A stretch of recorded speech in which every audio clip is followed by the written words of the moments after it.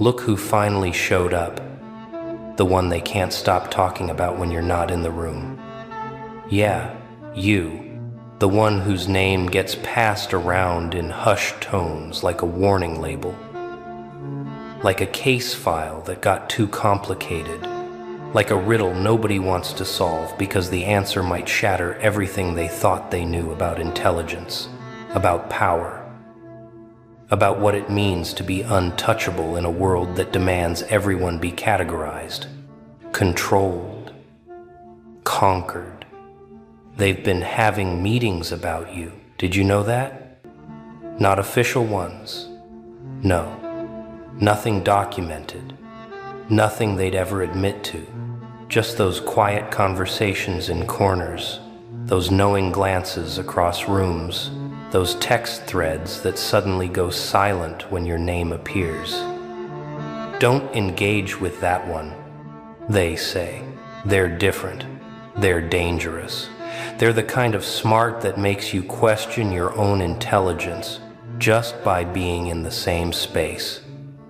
And the funny thing? They're absolutely right. See, there's regular smart, the kind they teach in schools, the kind you can measure with tests and grades and degrees hanging on walls. That's the smart they understand. The smart they can box up and label and feel comfortable around because it plays by rules, follows formulas, stays predictable. Then there's you. You're the kind of smart that doesn't announce itself, doesn't need validation, doesn't perform for an audience. You're the kind of smart that observes everything, forgets nothing, and processes information on levels they can't even begin to comprehend. You're pattern recognition wearing human skin. You're 12 steps ahead while they're still trying to understand step 1. You see connections they'll never see, predict outcomes they can't imagine, and the worst part for them? You do it all without trying, without showing off, without making a sound. You're just existing, just being. And somehow that's more threatening than anything they've ever encountered. They call it dangerous because what they really mean is uncontrollable. They've tried to figure you out, haven't they? Oh, you know they have. They've sent their smartest people, their most charming manipulators, their best observers.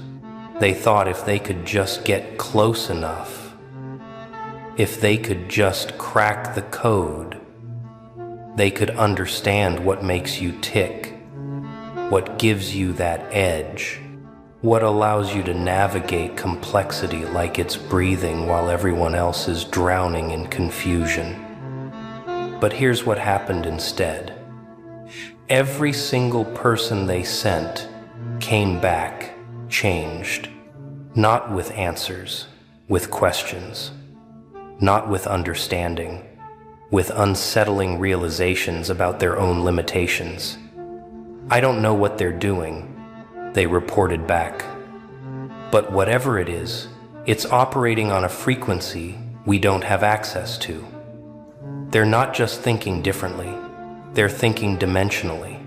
It's like watching someone play chess while everyone else is still learning checkers. Except they're not even playing chess. They're playing something we don't have a name for yet. You remember the first time someone called you intimidating. You probably laughed, because you weren't trying to intimidate anyone. You were just being yourself, just existing in your natural state, just processing the world the way you always have. But to them, your silence was threatening. Your calm was unsettling. Your ability to see through their masks, their games, their carefully constructed personas, that was absolutely terrifying. Because here's the truth they don't want to admit. Most people build their entire identity on illusions, on what they want others to believe about them. They spend so much energy maintaining these facades, these performances, these elaborate lies they tell themselves about who they are. And then you walk in, and within minutes, sometimes seconds. You see right through all of it. You see the insecurity behind the confidence. You see the fear behind the aggression. You see the manipulation behind the kindness. You don't even try to see it. You just do. And they can feel it. They can feel your eyes dissecting their reality, and it makes their skin crawl because they absolutely know that they can't fool you the way they fool everyone else. So they started warning each other that one's too smart for their own good, they say, which is hilarious because what they really mean is too smart for our good. They mean your intelligence disrupts their comfort. They mean your awareness threatens their control. They mean if everyone was as perceptive as you, their whole system of manipulation and social hierarchy would collapse overnight. So they try to make it sound like a character flaw, like there's something wrong with being able to think critically, observe accurately, connect dots that others can't even see exist. They try to pathologize your brilliance because accepting it would mean admitting their own limitations, and their egos simply won't allow that kind of honesty. So instead, they turn you into the problem. Don't engage. They warn. They'll make you feel stupid without even trying. They'll expose your weaknesses without saying a word. They're dangerous. Yes, you are dangerous. Dangerous to lies. Dangerous to mediocrity. Dangerous to anyone who's built their power on keeping others confused, compliant, and convinced they're not capable of seeing what's really happening. But let's talk about what this kind of intelligence actually looks like, because it's not what they show in movies. It's not some genius sitting in a dark room solving impossible equations or spouting off facts to prove how smart they are. No, your intelligence is quieter, deeper, more surgical. It shows up in the way you listen. Really listen. Catching the words people don't say, the micro-expressions that contradict their statements, the patterns in their behavior that reveal their true intentions. It shows up in how you navigate complex social situations without breaking a sweat. How you can read a room in seconds and know exactly who holds real power, who's faking it, who's dangerous, who's harmless, who's lying, who's genuine. You don't need them to tell you. You just know. It's in the way you solve problems that leave others paralyzed. Not because you have some special knowledge, but because you can hold multiple perspectives simultaneously, see all the angles, understand the second and third order consequences of decisions before they're even made, while they're arguing about what to do. You've already mapped out 17 different scenarios and their outcomes. While they're reacting emotionally, you're 3 steps ahead, calm, collected, already adapting to what's coming next. This is what makes them uncomfortable. Not that you're smart, but that you're smart in ways they can't measure, can't control, can't compete with. You don't play their game of intellectual peacocking. You don't need to prove anything. You don't engage in debates to win or to look clever. You engage when there's actual value in the exchange. And when there isn't, you simply don't. And that restraint, that selectiveness, that drives them absolutely insane. They're used to smart people who need to show off, who need validation, who need everyone to know how intelligent they are. But you're completely content existing in your own reality, operating on your own frequency, not giving a single thought to whether they recognize your intelligence or not. And that independence, that self-contained brilliance, that doesn't seek external confirmation. That's the most dangerous thing of all, because it means you can't be controlled through ego. You can't be manipulated through flattery. You can't be trapped by playing to your vanity. You simply don't care what they think. And in a world built on social currency and perception management that makes you untouchable, they've been studying your patterns, trying to predict your moves. It's actually kind of amusing when you think about it. These people who pride themselves on being strategic, on being clever, on being in control, they've devoted countless hours to analyzing you like you're some kind of phenomenon they need to understand before it becomes a threat they can't handle. They watch how you move through spaces, how you choose your words, how you decide when to speak and when to stay silent. They notice that you never over-explain, never justify, never defend. They see that you can sit in rooms full of tension without absorbing it, without reacting to it, just observing it like you're watching a play you've seen before and already know the ending to.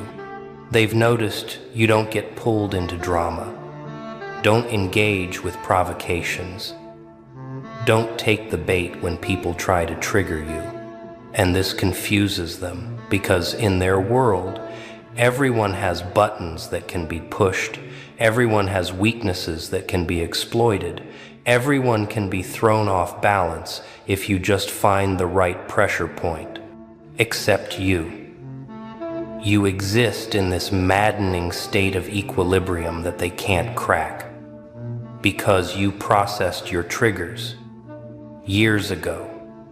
You faced your shadows. You did the internal work they're too afraid to do. And now you operate from a place of clarity they'll never reach because they're too busy running from themselves. Here's what really gets to them, though. You make complex things look simple. They've spent years, sometimes decades, trying to appear intelligent, trying to seem important, trying to convince everyone around them that what they do is incredibly difficult and requires exceptional skill. They use jargon to confuse, complexity to hide incompetence, elaborate explanations to mask simple truths. It's all performance, all smoke and mirrors designed to make them seem more valuable than they are. And then you show up and solve in minutes what took them months. You explain in clear, simple terms what they've been deliberately obscuring. You cut through the noise, eliminate the unnecessary, expose the core truth of any situation with such elegant simplicity that it makes their elaborate performances look exactly like what they are. Desperate attempts to seem important, and they hate you for it because you've just revealed that the emperor has no clothes, that all their complexity was just incompetence disguised as expertise, that what they've been pretending was so difficult that only they could do it is actually straightforward. When you strip away the ego and the fear and the need to appear superior. The whispers have been getting louder lately. Have you noticed? The warnings more urgent. Stay away from that one. They see too much. They know too much. They'll dismantle everything you've built just by asking the right questions. And they're not wrong. You are that person. The one who can walk into any situation and within moments identify the real problem everyone's been dancing around. The one who can look at any system and see exactly where it's broken, exactly why it's failing, exactly what needs to change. The one who can spot a lie from across the room, feel manipulation before it's even fully formed, sense danger before it shows its teeth. This isn't paranoia. This isn't anxiety. This is refined perception, pattern recognition that's been honed through experience, through observation, through being underestimated and then proving everyone wrong over and over until you stopped caring about proving anything and just started existing in your power. They call it dangerous because to them, awareness is dangerous. Truth is dangerous. Someone who can't be fooled, can't be used, can't be controlled. That's the most dangerous thing they've ever encountered. You want to know what really terrifies them? It's not just that you're smart. It's that you're smart and you don't need them. You don't need their approval. You don't need their validation. You don't need their platforms or their networks or their permission to exist in your brilliance. You've built your own reality, your own understanding, your own way of navigating the world, and it works better than anything they could teach you. They're used to smart people who still seek their blessing, who still want a seat at their table, who still measure success by their standards. But you looked at their table and realized it was built on lies, maintained through manipulation, and surrounded by people pretending to enjoy a meal that's slowly poisoning them. So you built your own table, and the food is better, and the conversation is real, and the people around it don't have to perform or pretend or hide who they are. And when they see that, when they see you thriving outside their system, succeeding by your own metrics, living in truth while they're suffocating in their carefully maintained illusions, it breaks something fundamental in their worldview. Because if you can do it, if you can be that intelligent and that independent and that fulfilled without them, then what does that say about everything they've sacrificed to fit in? They've started creating rules specifically designed to limit you. Have you noticed that? Not officially, not openly, but those subtle shifts in how things operate, those new policies that seem to come from nowhere, those sudden changes in what's acceptable and what's not. It's all about containment. They can't make you less intelligent, so they try to create environments where your intelligence becomes a liability. They promote mediocrity, reward compliance, celebrate those who follow rather than those who think. They build systems that punish independent thought, that make questioning seem like disloyalty, that turn clarity into controversy. And they hope, they desperately hope, that you'll dim yourself to fit in, that you'll dumb yourself down to be accepted, that you'll trade your dangerous brilliance for comfortable belonging. But here's what they don't understand. You already tried that. You already spent time pretending to be less than you are, playing small, hiding your intelligence so others would feel comfortable, and it nearly destroyed you. Not because you couldn't do it, but because denying your nature, suppressing your gifts, living beneath your capacity, that's a different kind of death. So you stopped. You decided that being alone in your truth was better than being surrounded by people who needed you to lie. And that decision, that moment when you chose yourself over their acceptance, that's when you became truly dangerous. Let me tell you what they see when they look at you. They see someone who processes information faster than they can manipulate it. They see someone who asks the questions they've been desperately hoping no one would ask. They see someone who can sit in silence without discomfort while they squirm trying to fill the void with words that reveal more than they intended. They see someone who doesn't need external validation because you've built internal certainty through experience, through testing, through being right so many times that you've learned to trust your own judgment over their consensus. They see someone who can learn anything, adapt to anything, overcome anything. Because you understand that intelligence isn't about knowing everything. It's about being able to figure out anything. And that terrifies them because they've spent their lives accumulating specific knowledge in specific areas, building walls of expertise around themselves, creating moats of jargon that keep others at a distance. But you're a generalist, operating at a specialist's level in multiple domains. You can walk into their territory and within days, sometimes hours, understand their field well enough to spot the flaws in their thinking, the gaps in their knowledge, the assumptions they've never questioned. You're not better than them at everything, but you're better than them at learning, at adapting, at seeing connections across disciplines that they've arbitrarily separated. And that's worse than being beaten by an expert. That's being outmaneuvered by someone who just showed up.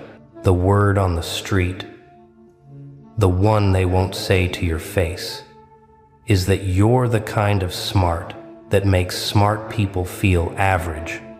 You're the benchmark they measure themselves against and consistently fall short. You're the proof that their intelligence, while real, is limited in ways yours isn't. And this creates a fascinating dynamic because they can't quite hate you for it. You're not arrogant. You're not showing off. You're not making them feel small intentionally. You're just existing in your natural state, and your natural state happens to operate several levels above their maximum capacity. So they're stuck in this uncomfortable space of knowing you're exceptional while desperately wanting to find some flaw, some weakness, some way to bring you back down to earth where they can relate to you, compete with you, feel superior to you in at least one area. But the more they look, the more they realize that your intelligence isn't domain specific. It's not that you're brilliant at math but terrible at reading people. It's not that you're great with abstract concepts but struggle with practical application. You're disturbingly well-rounded. You can switch between logical analysis and emotional intelligence seamlessly. You can be coldly rational when needed and deeply empathetic when appropriate. You can zoom out to see the big picture and zoom in to handle precise details. You're the complete package, and that's not supposed to exist. People are supposed to have weaknesses, blind spots, areas where they need help. But you've turned every weakness into a strength, every limitation into a lesson learned. They're whispering about your ability to read situations before they fully develop. How you can walk into a room and know within seconds who's allied with whom, who's pretending, who's authentic, what the real agenda is beneath the stated one. They've seen you navigate political landmines that would destroy others, not through manipulation or playing games, but through pure awareness and strategic silence. You know when to speak and when to let others reveal themselves. You know when to engage and when to simply observe and gather information. You understand that power doesn't always announce itself with volume, that influence doesn't require visibility, that the smartest move is often the one nobody sees you make.